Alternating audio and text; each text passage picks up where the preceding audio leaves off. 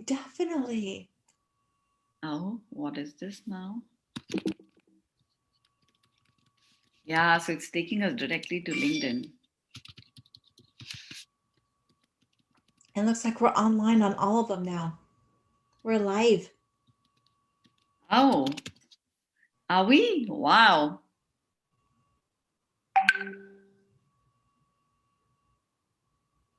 I'm just checking this out on LinkedIn. Well, Oh, I'm yes, going to we use are live. Restream. I think we are live. Yes, we are live. Yes. Wow. And this new technology is working well for us. Yes. So, hello and welcome. And I think we are live right now. And welcome to the new technology that we're using today to help connect on multiple channels of getting live. We're live on Facebook, LinkedIn, YouTube, all at once. So we had some technical glitches, so we joined in late today, but looking forward to an amazing, amazing session.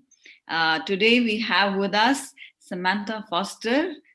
She is the founder of Life House Project and also doing amazing lot of other projects as well. She also a radio channel host for this is called expat radio, and she's also done a lot of other sessions with she's also also connected with us on Happy Neighborhood Project as well. So looking forward to an amazing amazing story of her life. Samantha has been through lots of turns and twists in her life, and she is now a highly confident, empowered businesswoman. And with that, I bring to you Samantha, where we would love to hear her story about from homelessness to helping humanity. How did she make that shift? And how is it that she created a life that she loves right now? So over to you, Samantha. And please go ahead and introduce yourself to the audience and let the viewers know more about you. Mm. So thank you so much. Hi everybody. I'm Samantha, and yeah, I do have quite the story. And right now I am really living a dream that I've never thought was even possible. But I was raised up in a family by a what we would consider a sociopath narcissist, excuse me. So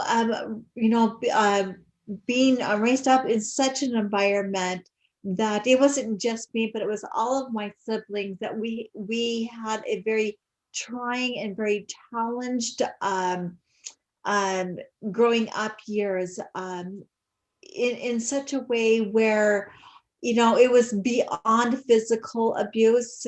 It was where this gentleman just loved to torture, and we lived in constant fear. We just never knew what was right. What could have been right in one moment was wrong the next moment.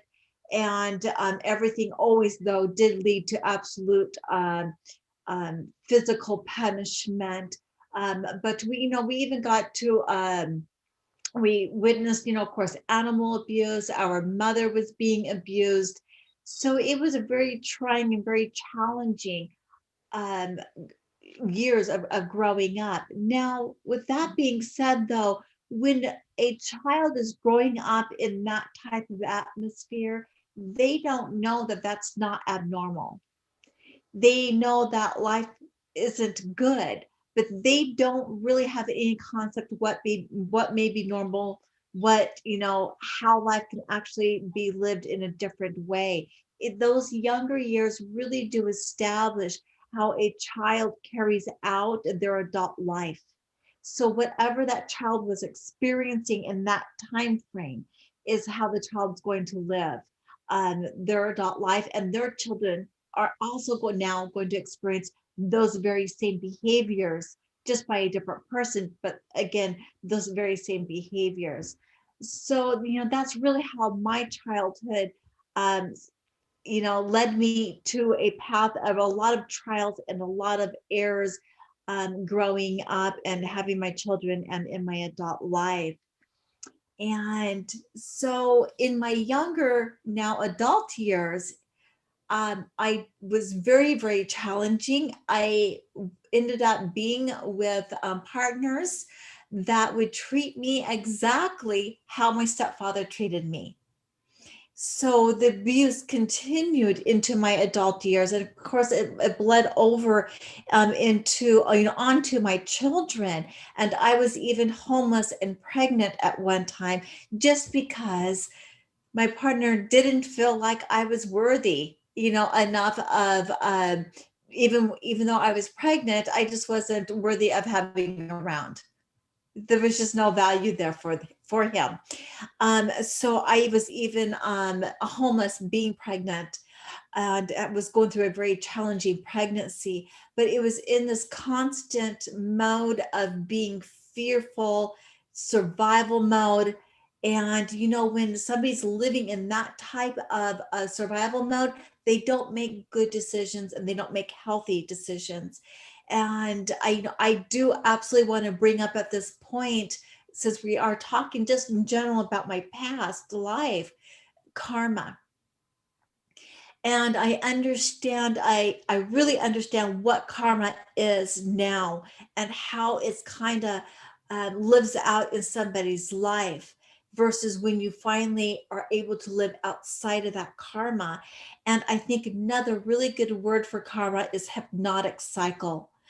And these words to me now are interchangeable.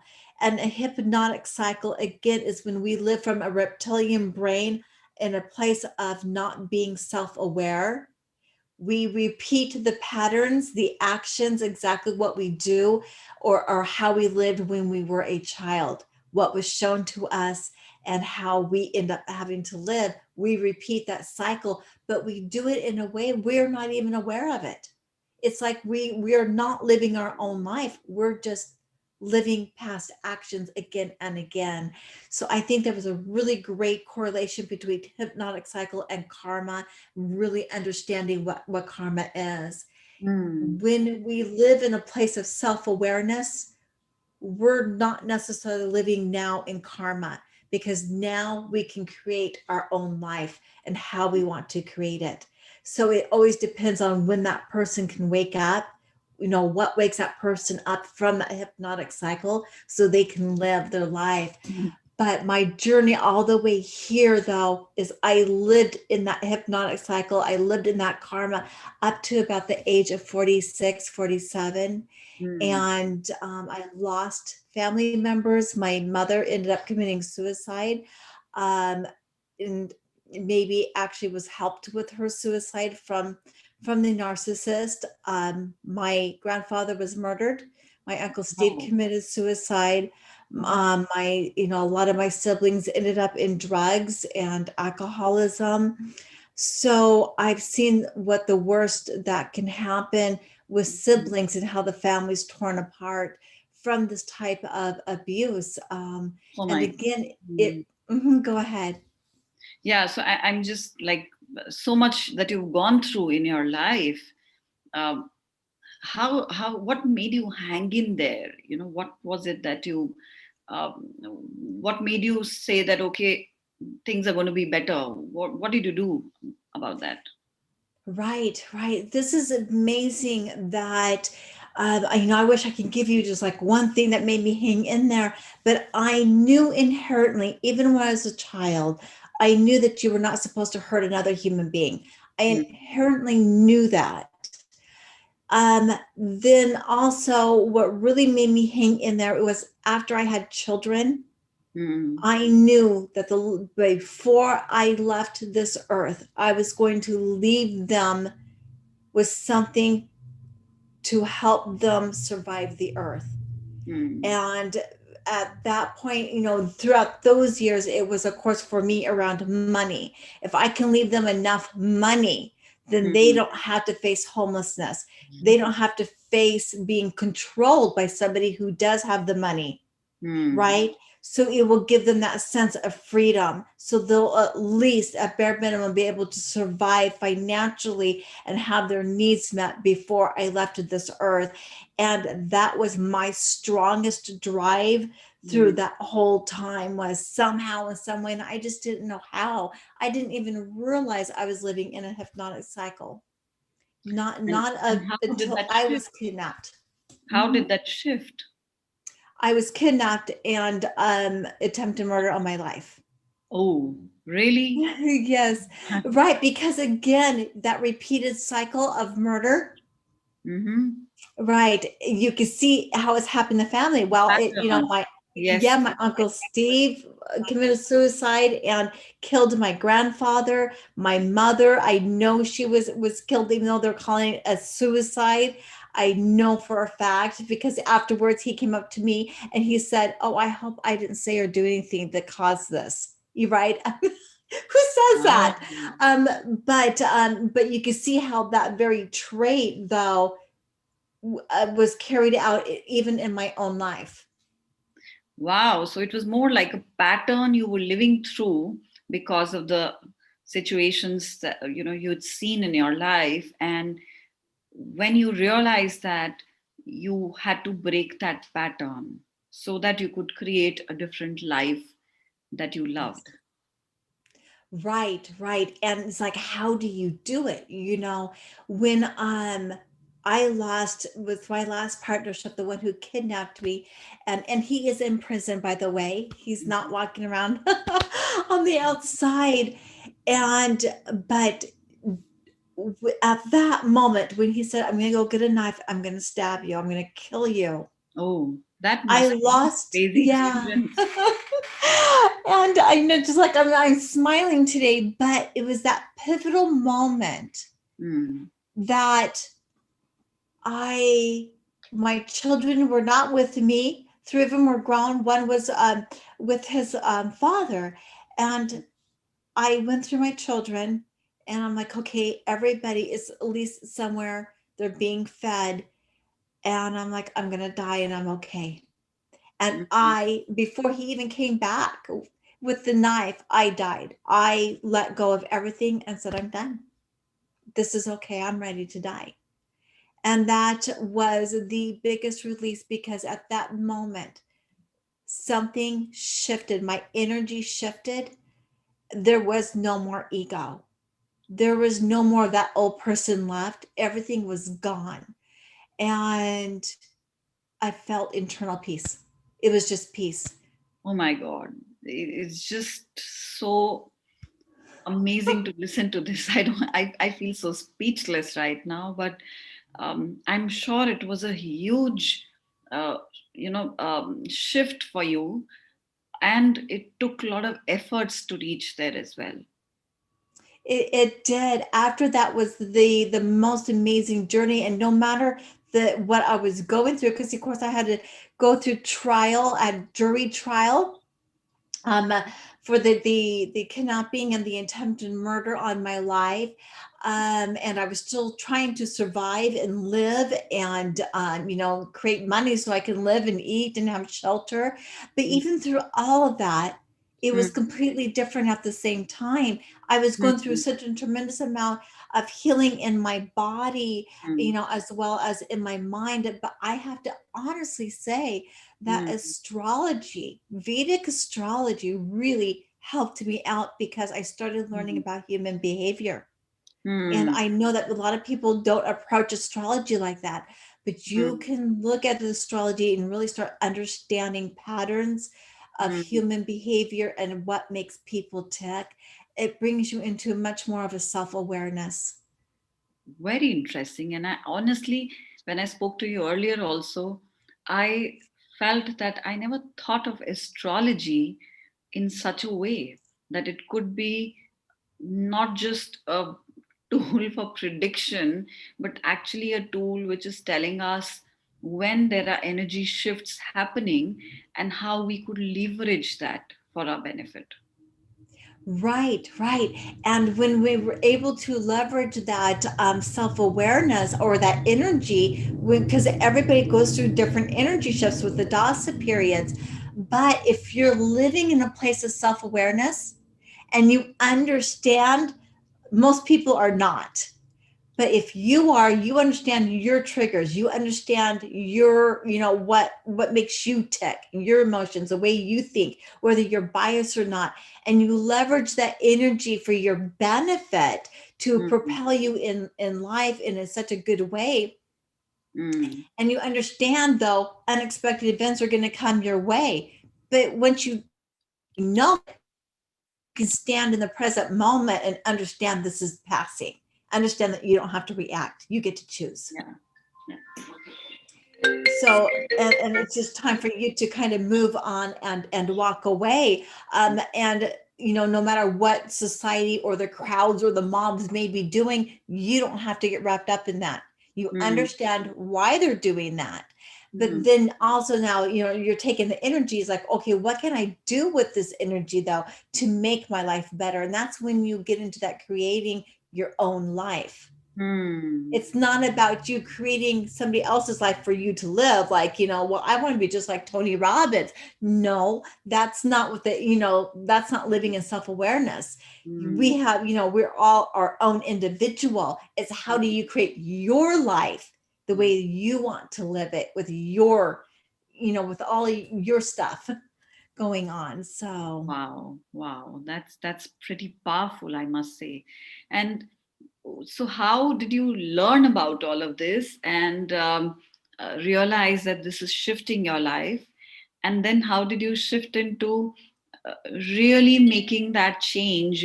Something very powerful that you just mentioned was that, even in that state where you knew that you might just die, you just let go of any grudges or any other egos that you were holding on to, and it just shifted your perspective, and it just gave you so much of peace that you realize that this is the place to operate from, the vibration to be in.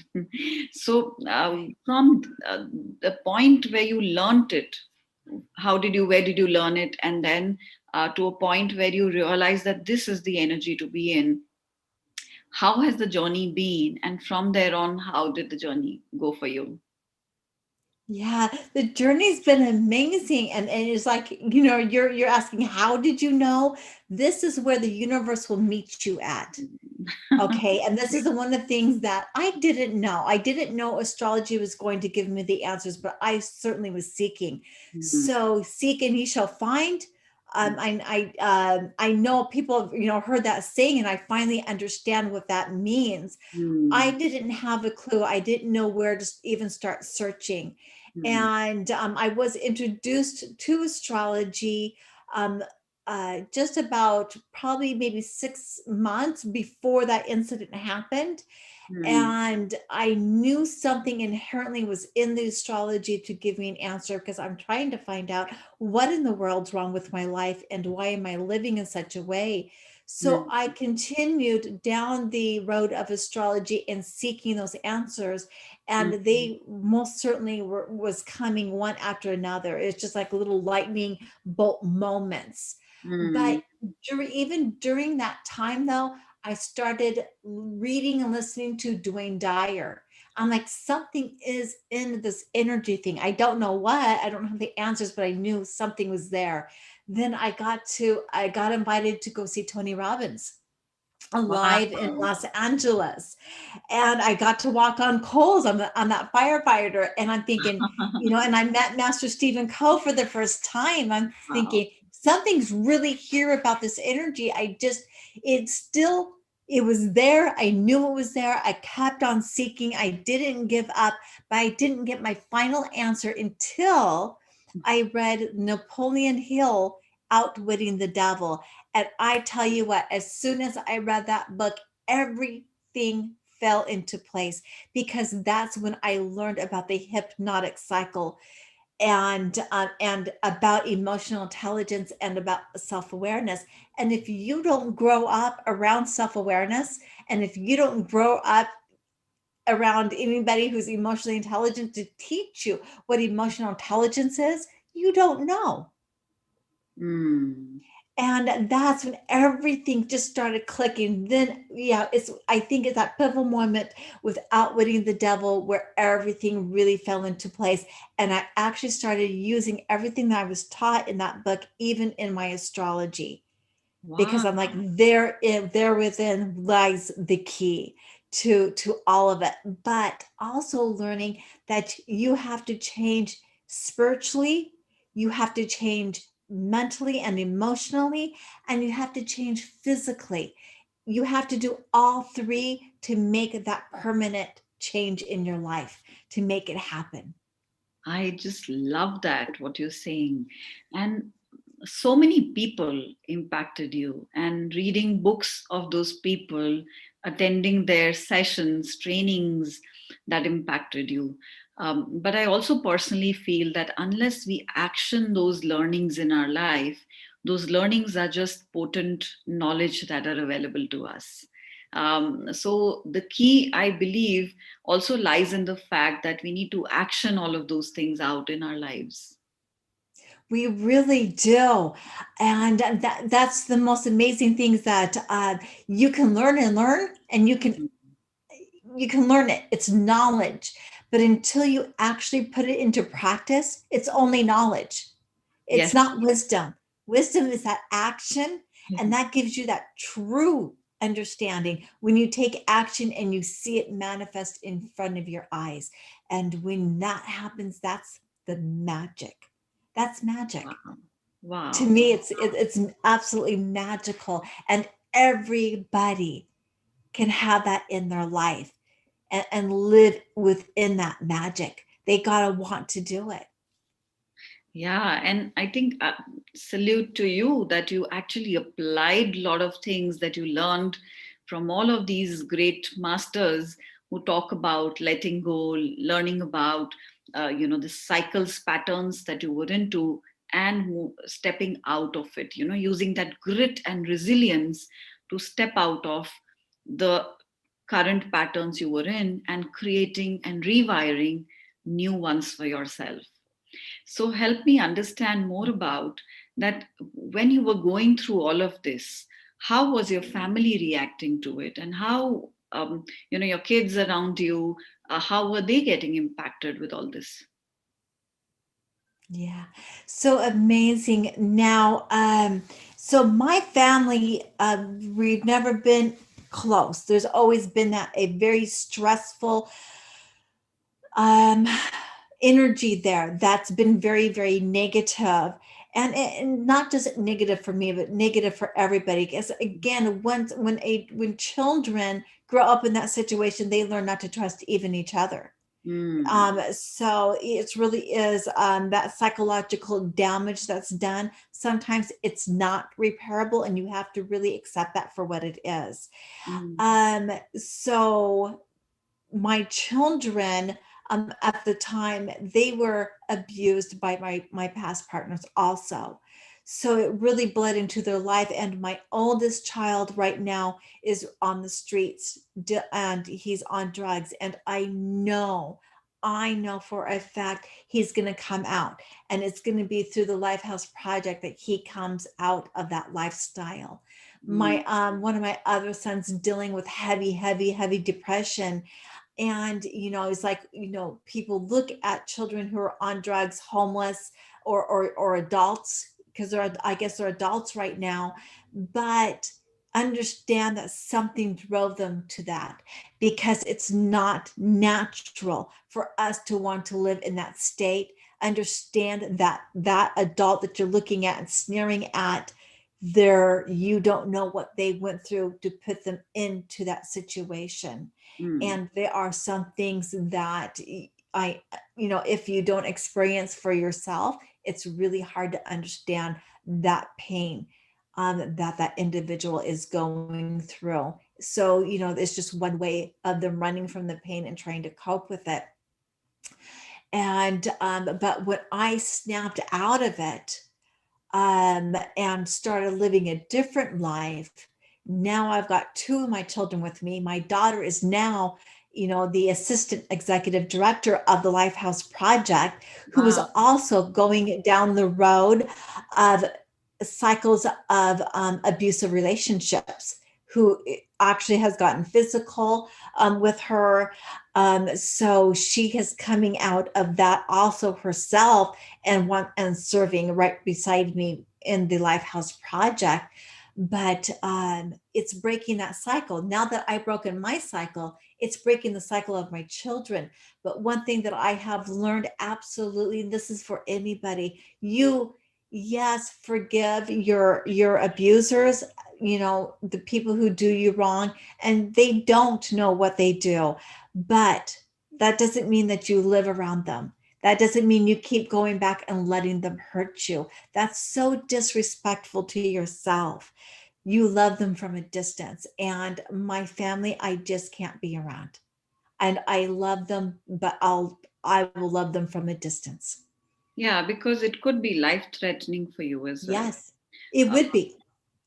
so it's because they've not been able to break their cycles. I think the realization might come in with time, but till the time it doesn't come, it's important to also keep um, your own mental frame in such a way that you can still be of service to people and service to your own self as well. So I appreciate that you're being so candid and so upfront about the experiences that you've gone. And anybody, those viewers who are watching it, I'm sure some of them, if they are able to relate to it, they would understand that we all fall in those patterns and cycles, Mhm. where we feel that we are stuck and we want to break free. And one of the tips that Samantha just talked about was that, love your own self first, and maybe try to look at options of loving people from a distance if you find that you are being impacted. The other thing that she very beautifully talked about, which I absolutely loved, was letting go and forgiving them in the first place, letting go of the situations that you got into and being negative about it, bringing in gratitude and bringing in those beautiful feelings that create such amazing life experiences for you for future. So looking up to that changes and shifts. I do so hope that whatever Samantha has shared, real life story does create an impact for many of us to know this, that how she shifted from being a homeless person to realizing that she had to break patterns and she was thinking in cycles, and how it is important for her to leave that and shift into creating new patterns. And now, when she's done that, even her children are getting positively impacted from that, and they are being able to shift their own patterns also. Yes, yes. It's really, really amazing to see that happen, that knowing that me really making that effort to break my patterns is having such a positive impact on children, on my own children. So even though that they may be grown, that me breaking my pattern still at this late in my life is having that positive impact for them. Oh, and so I loved to see them grow now and being able to live a different lifestyle than what they grew up in and than what I lived in. Sorry about the It's, noise. oh, that's Just okay. not going off. Somehow there is some connection between my phone and my laptop, so it just automatically keeps making, even so it just hung up. So unfortunately, But one of the encouraging things I want to tell everybody, it's never, never too late to change your patterns. But one of the things that within that Lifehouse, what I want to do though is really to change the stigma that victims have to wear. And what's really amazing is that the abusers don't wear the stigma. mm. They're Tell us, because yeah. go ahead. So sorry. I'm just interrupting because our viewers might not know what is Lifehouse Project. So let us tell them a little about that. And of course, the work that you're doing in that area and how they could also support it. Oh, thank you. So the Lifehouse Project, I just described it to a lady that I was talking with a couple of days ago. The Lifehouse Project is my spirit, is my very essence. That's my legacy I'm leaving behind in the world. But the Lifehouse Project is a nonprofit, and we our mission is to give refuge and shelter to women and children who are under they're homeless, sex trafficking, or under a domestic violence situation.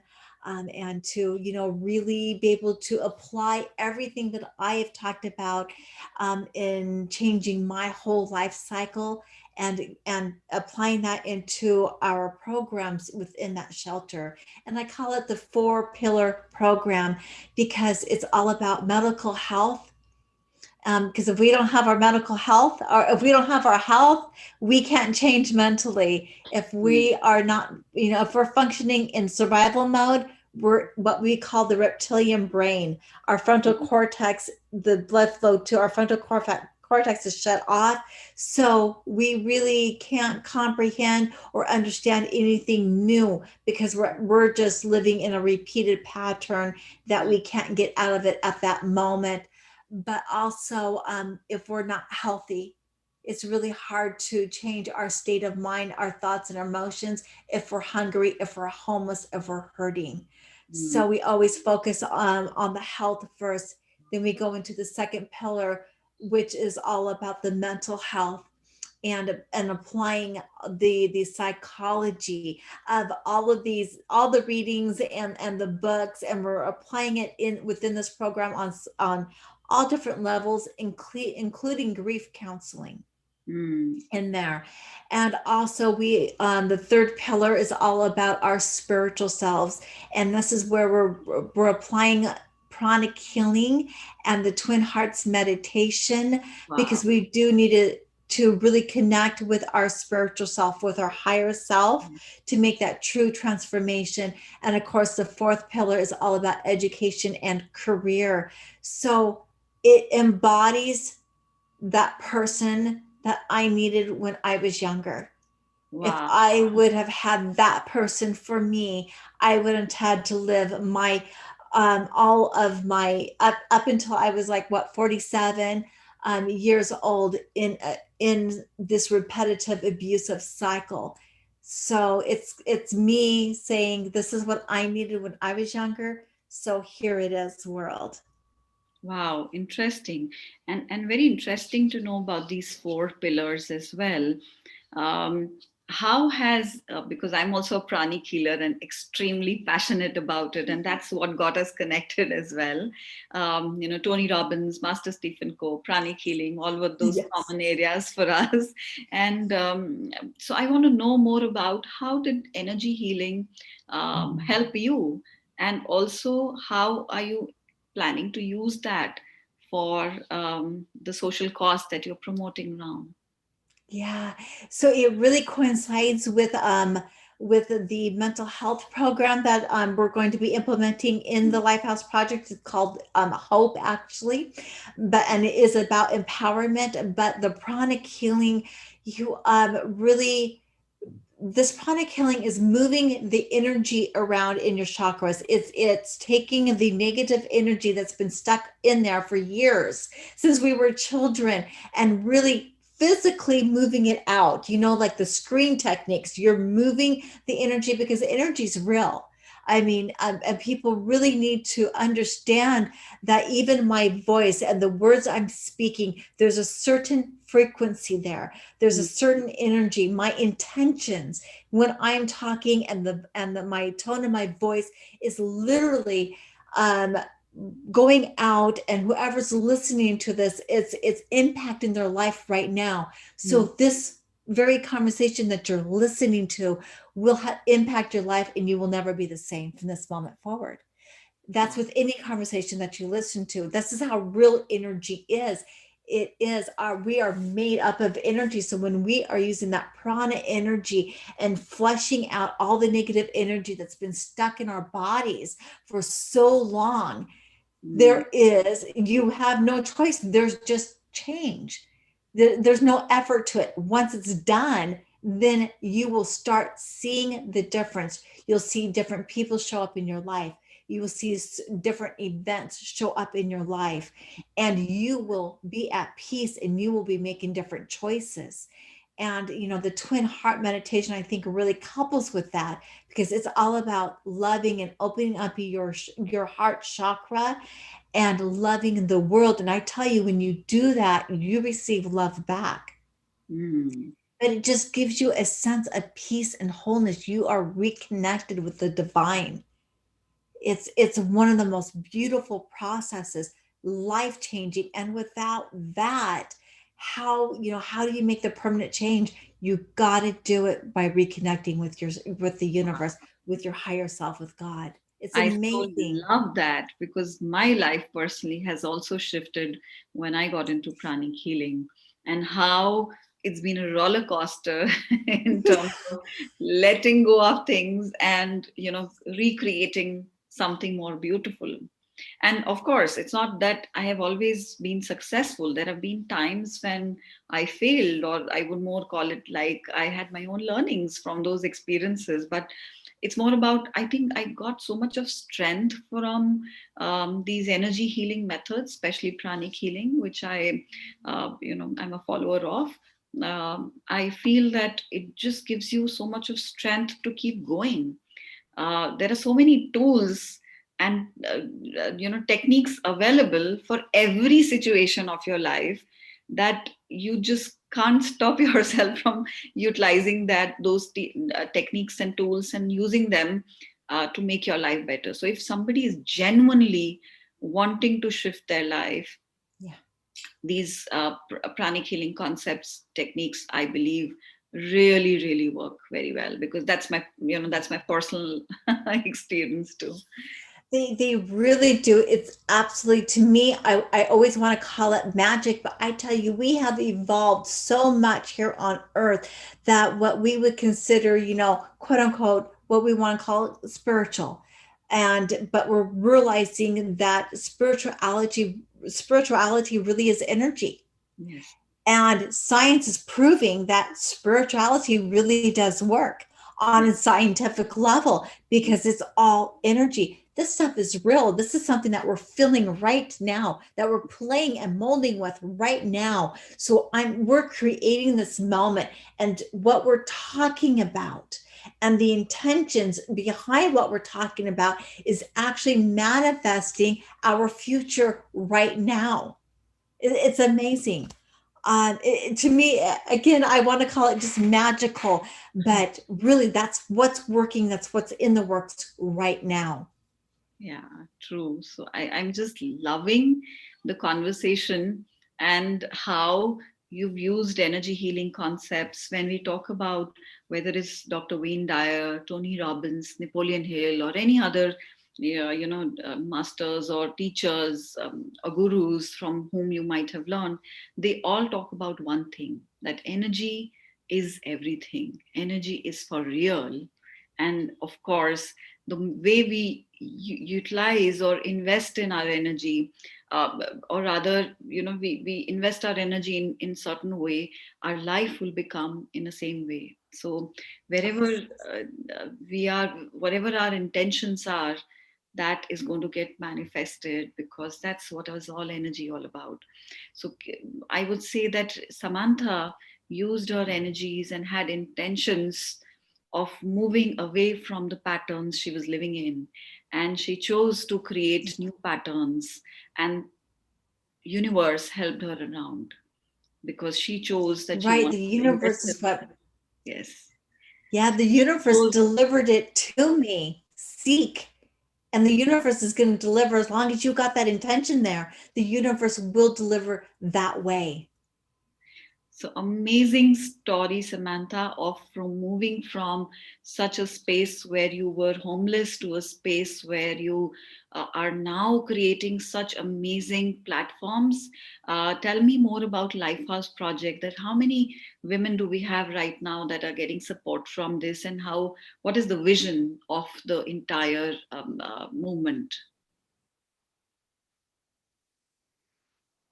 Yeah, so I just launched the Lifehouse project.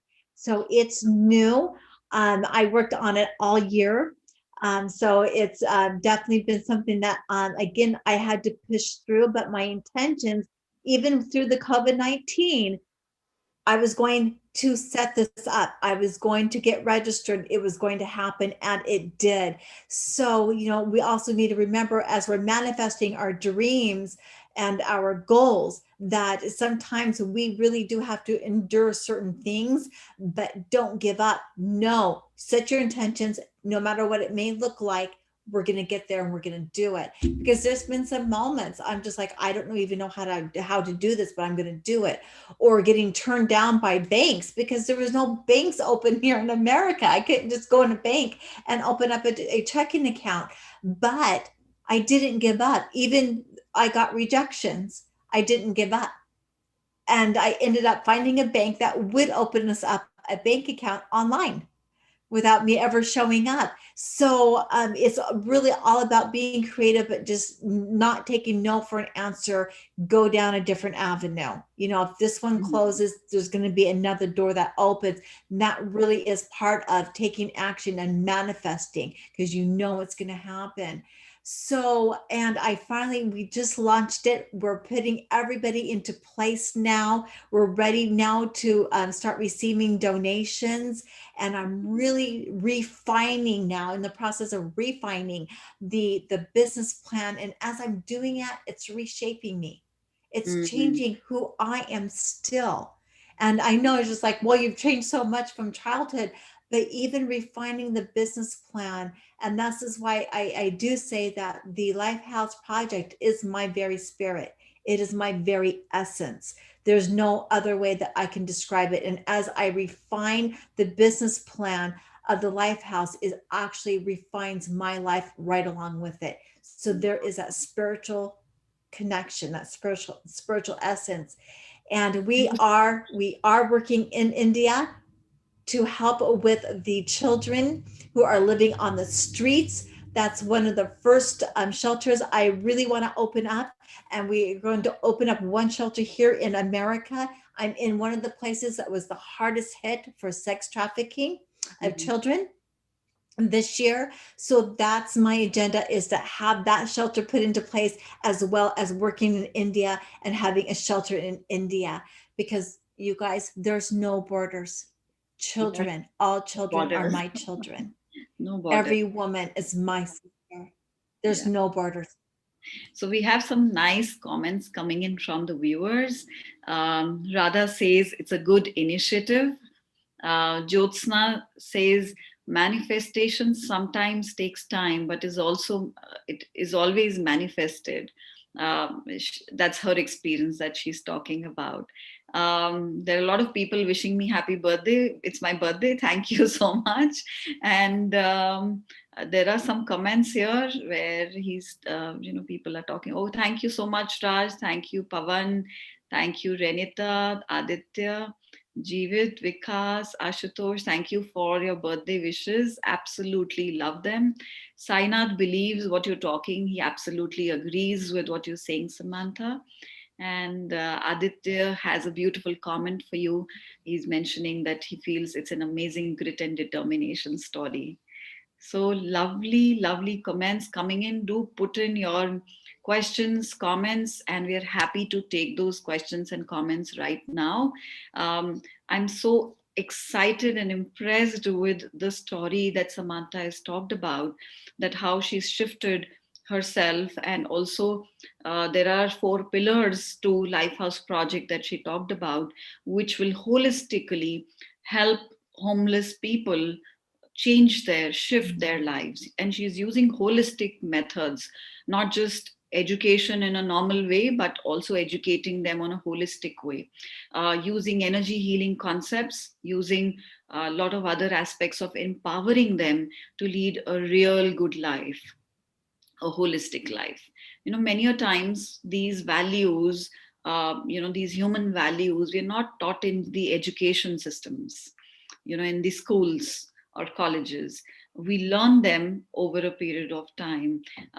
However, when we create such kind of four pillar method and use that to empower people, I think that holistic education or holistic learning, as a human being, will always come. I've always been a believer of the fact that, for a society to be really, be a good, great society, holistic development of human beings is extremely essential.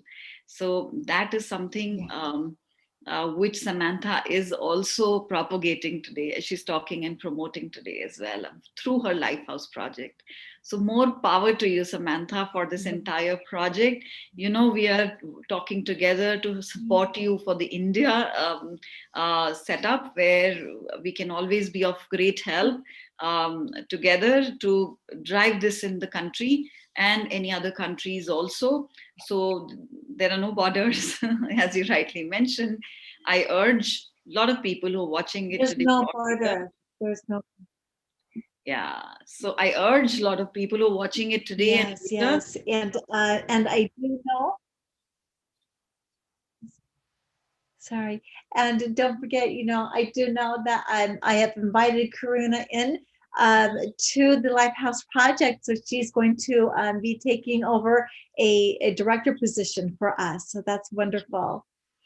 So I look forward I to a wanted lot to of mention that. contributions together, but I also urge a lot of our viewers to come forward and see how they could add value to such an amazing project which talks about holistic support to people, mental wellness, spiritual development, education. All of those things are part of this development for homeless people. So, would you have any comments, Samantha, closing comments to leave the audience with, as an actionable for them to Oh, take back? you guys, that's actionable. One, I think the most amazing comments that really I want to leave you guys with is really living in that state of self-awareness. And really, which means, which is actionable, what it's talking about is take note of what causes triggers before you react on a feeling or an emotion over what maybe somebody said to you. Just take a step back and ask yourself, why am I angry? Hmm. And that's the start of living in self awareness, Wow. because probably it's not what that person said or did. This is Yeah. something that's been triggered since childhood from you, and you're going to react the same way you did in childhood or how you were taught in childhood. Hmm. And it will put you at a place of being humble, but really being compassionate for others, realizing the same thing is happening to them. Amazing. I love this thought, where you're talking about it's such a quick tip to kind of shift your perspective. Start questioning and take note of your triggers and just start questioning, why am I feeling, why am I doing what I'm doing? Why am I feeling what I'm feeling? And just keep going deeper, deeper, deeper. It's like unlayering and realizing that, okay, what deep down is causing the trigger of behavior that you have right now. Just loved it absolutely, Samantha. And I think, Yeah, it's amazing. um, It's changing life. so beautiful, so beautifully said. And I would say, viewers, just if you take back this statement from this entire session today, I would say you would have applied one of the most beautiful knowledge of mindfulness, and you would have shifted your lives if you start using this tip. going forward. So really enjoyed this conversation with you, Samantha, and I really wish you more power to and success for being able to launch this program and create much more empowered lives, much and contribute to the entire world in that way. So thank you so much for being on this show.